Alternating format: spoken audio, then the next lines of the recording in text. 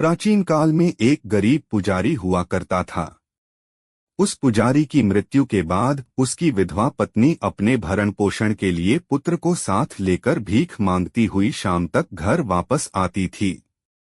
एक दिन उसकी मुलाकात विदर्भ देश के राजकुमार से हुई, जो कि अपने पिता की मृत्यु के बाद दर-दर भटकने लगा था।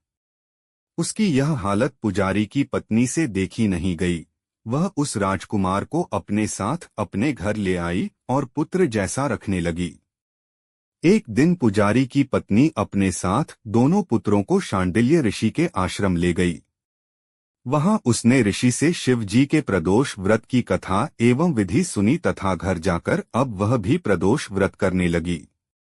एक बार दोनों बालक वन में घूम रहे थे। उनमें से पुजारी का बेटा तो घर लौट गया, परंतु राजकुमार वन में ही रह गया।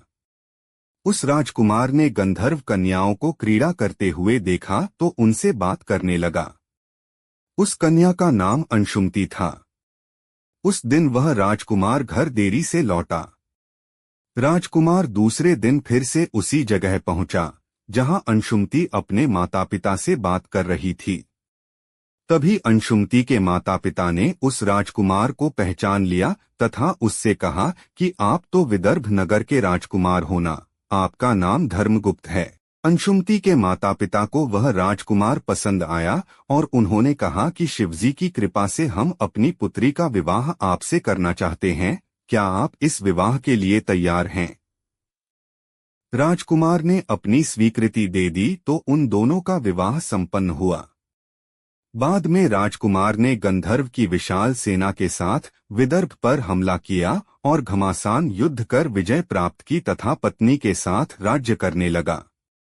वहां उस महल में वह पुजारी की पत्नी और पुत्र को आदर के साथ ले आया तथा साथ रखने लगा। पुजारी की पत्नी तथा पुत्र के सभी दुख व दरिद्रता दूर हो गई और वे सुख से अपना जीवन व्यतीत करने लगे।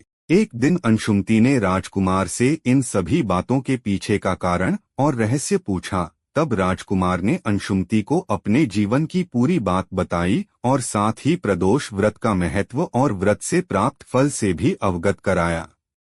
उसी दिन से प्रदोष व्रत की प्रतिष्ठा व महत्व बढ़ गया तथा मान्यतानुसार लोग यह व्रत करने लगे। कई जगहों पर अपनी श्रद्धा के अनुसार स्त्री पुरुष दोनों ही यह व्रत करते हैं। इस व्रत को करने से मनुष्य के सभी कष्ट और पाप नष्ट होते हैं एवं मनुष्य को अभीष्ट की प्राप्ति होती है। ऐसी और वीडियो के लिए सब्सक्राइब करें हमारा चैनल जियालाल और बेल आइकॉन दबाएं।